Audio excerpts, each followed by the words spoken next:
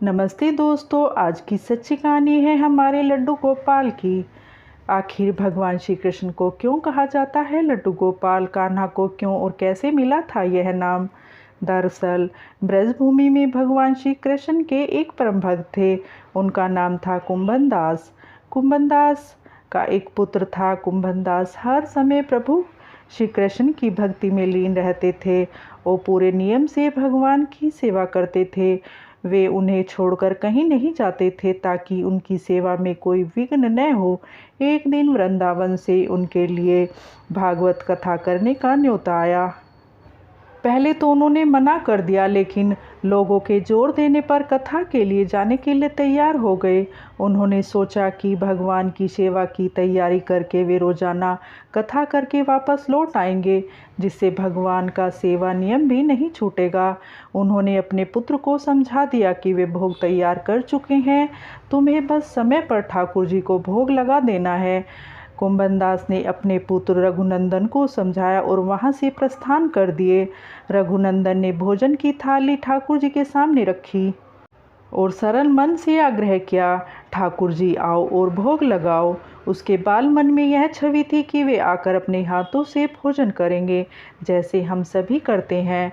उसने बार बार ठाकुर जी से आग्रह किया, लेकिन भोजन तो वैसा का वैसा ही रखा रहा। अब रघुनंदन उदास हो गया और रोते हुए पुकारा कि ठाकुर जी आओ और भोग लगाओ। जिसके बाद ठाकुर जी ने एक बालक का रूप धारण किया और भोजन करने बैठ गए।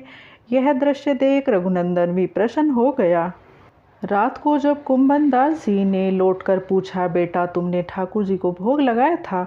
रघुनंदन ने कहा, जी हाँ।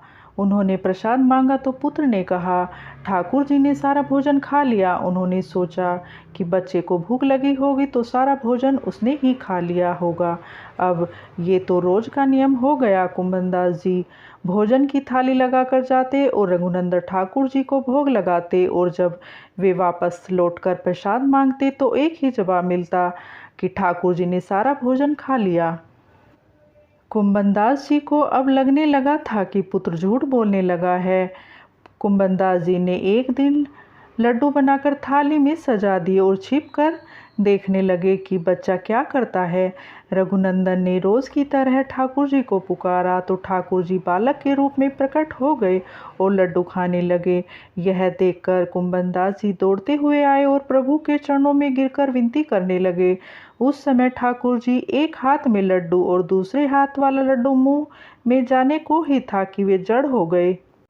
उसके बाद से ही उनकी इसी रूप में पूजा की जाती है और वे लड्डू गोपाल कहलाए जाते हैं। दोस्तों, हमारे आप सबके प्यारे लड्डू गोपाल की यह सच्ची कहानी आपको कैसी लगी? कमेंट करके ज़रूर बताना और राधे राधे ज़रूर लिखना। और ऐसी ही कहानी सुनने के लिए हमारे चैनल को सब्सक्राइब करना। धन्यवाद।